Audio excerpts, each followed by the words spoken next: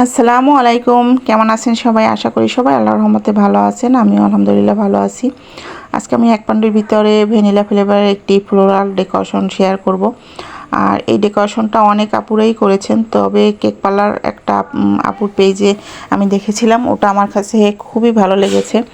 আসলে অনেকের কাজই কিন্তু আমরা দেখা যায় এক একজনের ভালো লাগে, তারপরে দেখা যায় সেটা আমরা করার চেষ্টা করি। আসলে দেখা যায় সেম টু সেম, কিন্তু অন্য কারো কাজ নিজের আপনি যদি করেন তখন কিন্তু একদম সেম টু সেম হয় না।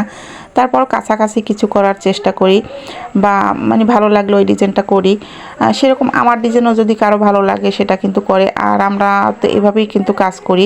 এখানে দেখা যায় অনেকে আছে বলে আমার থেকে নকল করেছে, ও বলে আমার থেকে নকল করেছে।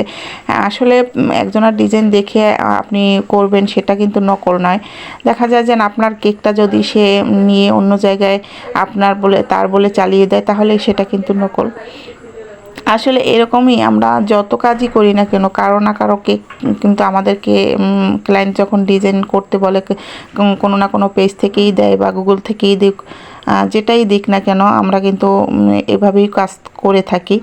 তো যাই হোক, আমি কিন্তু এই বলে দিলাম যে কেক পার্লার আপুর কাজটা আমার ভালো লেগেছে, সেটা দেখেই আমি এই ডিজাইনটা করেছি। আর আজকে আমাকে ক্লায়েন্ট কোনো তেমন ডিজাইন দেয়নি, যার কারণে আমি এটা করতে পেরেছি। দেখা যায় রেগুলার তো আমাকে ডিজাইন দিয়ে দেয়, বা প্রায় সময় দেখা যায় আপুরা যারা অর্ডার করে বা ভাইয়ারা, তারা কিন্তু ডিজাইন আমাকে সিলেক্ট করে দেয় যে এটাই করতে হবে।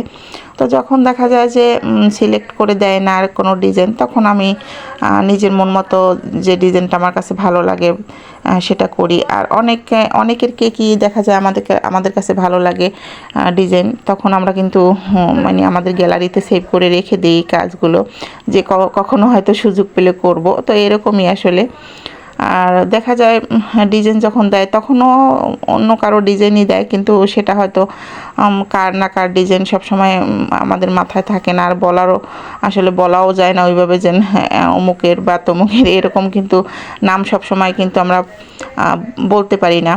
তো অনেকে এটা নিয়ে আর কি কথা বলে যে ডিজাইনটা করছেন তা একটু নামটা বললে কি হয়। আসলে কিন্তু আমরা ফেসবুক থেকে যখন ছবি কালেক্ট করি বা ছবি দেখি বা গুগল থেকে, তখন কিন্তু আমরা ওইভাবে কার পেজ কোন মানে দেখে কিন্তু করি না, মানে ভালো লাগে সেভ করে রাখি, কাজটা করি। তো যাই হোক আসলে এটা নকল করা নয়।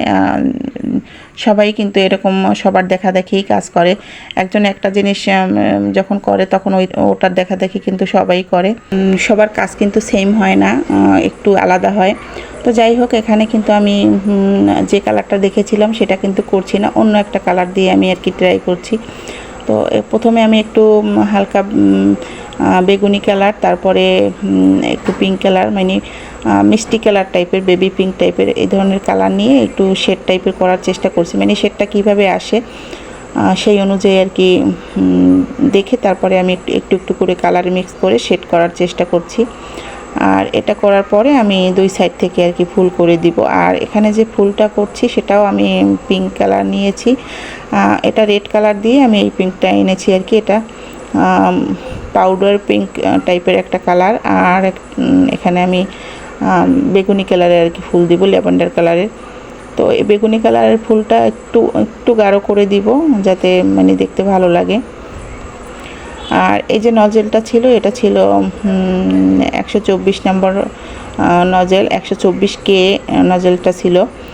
আর 124 নম্বরের কিন্তু দুইটা নজেল, একটা 124K আর একটা হচ্ছে 124। তো 124 যে নজেলটা সেটাতে কিন্তু গোলাপ খুব ভালো হয়, আর 124K নজেলটাতে এরকম আর কি চেরি ফুলগুলো আর কি, এগুলো ভালো হয়, মানে পাপড়িগুলো খুব সুন্দর হয়। তো দুইটা দিয়েই কিন্তু গোলাপ করা যায়, কিন্তু এটাতে চেরি ফুলের মানে এটা সুন্দর হয়, চেরি ফুলের যে পাপড়িগুলো সুন্দর হয়।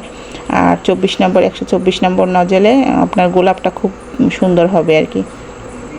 তো এই তো ঘুরিয়ে আর কি আমি ফুল করে দিলাম। আর দুইটা নিচ থেকে ফুল করে তারপরে আমি কিন্তু দুইটা করে পাপড়ি দিয়েছি আর কি, উপর থেকে নিচ থেকে করে আবার ডাবল পাপড়ি দিয়ে ফুলগুলো করেছি, যাতে একটু উঁচু লাগে আর কি। তো এই তো তারপরে আমি চকলেট কালারের ক্রিম দিয়ে একটু মাঝখানে একটু ডট ডট দিয়ে আর ইয়েলো কালার ক্রিম দিয়ে পাশে রেনু দিয়ে দিচ্ছি।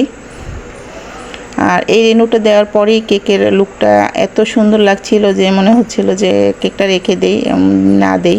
মানে কেকটা অনেক সুন্দর লাগছিল সামনাসামনি দেখতে। মানে দেখা যায় কি অনেক সময় অনেক কালার কিন্তু আমরা ভিডিওর ভিতরে আনতে পারি না, যেটা সামনাসামনি অনেক ভালো লাগে, অনেক সুন্দর দেখতে লাগে। আর বিশেষ করে এই যে হালকা কালারগুলো কখনোই কিন্তু ভিডিওর ভিতরে অত সুন্দর আসে না। আর বেগুনি কালারটাও কিন্তু ওরকম সুন্দর আসে না, যতটা সুন্দর আর কি সামনাসামনি দেখতে লাগে। তো এই তো যাই হোক, কেকটা কিন্তু মানে রেনুটা দেওয়ার পরে দেখুন ফুলের লুকটা কেমন লাগছে। তারপরে পাতা দিচ্ছি। আর এখানে যদি পাতাটা আমি যদি একটু প্যালেট ন্যাপ দিয়ে দিতাম তাহলে কিন্তু আরও সুন্দর লাগতো। পাতাটা কিন্তু আমি পাইপিং ব্যাগ থেকে দিয়েছি, পাইপিং ব্যাগের মাথা কেটে তারপরে এরকম। আর পাতা কিন্তু সবসময় এই পাইপিং ব্যাগের মাথা কেটে সুন্দর করে পাতা করা যায়, যেটা নজলের থেকেও সুন্দর হয়। তারপরে আমি নামটা লিখে দিচ্ছি, এই তো। আর নাম লেখার পরে দেখুন কেকটা, আর সাইড থেকে একটু নিচ থেকে বর্ডার করে দিচ্ছি। আসলে বর্ডার না করলে মনে হয় কি আমার কাছে যে কেকের কাজটা মনে হয় সম্পূর্ণ হয়নি, এরকম আর কি। আসলে দেখা যায় অনেক সময় বর্ডার না করলেও সুন্দর লাগে, কিন্তু আমার কাছে খালি লাগে, সব সময় মনে হয় যে একটু বর্ডার করে দিই।